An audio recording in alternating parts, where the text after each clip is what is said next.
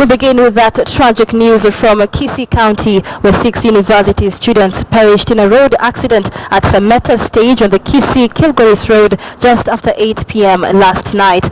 The students, one said to be from Didan Kimathi University and 5 from Keroka University, were heading to a birthday party when their car crashed into a lorry.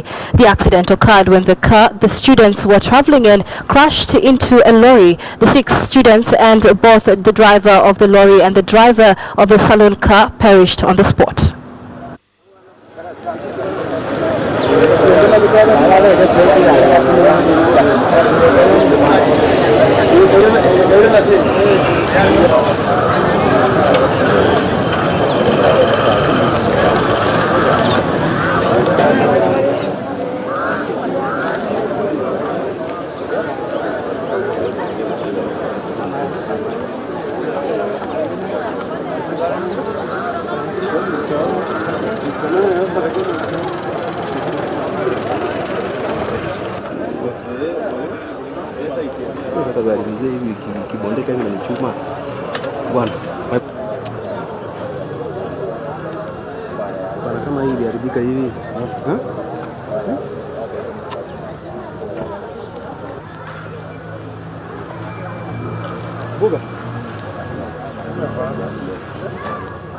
We are made to understand there was an accident.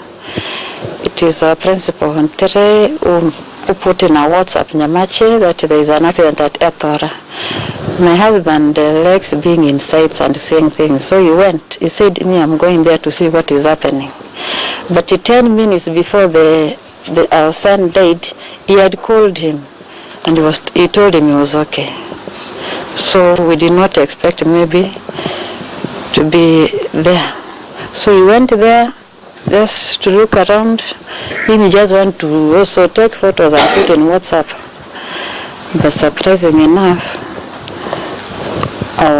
there's a boy who stays with us. He's the one who first noticed that the boy was there.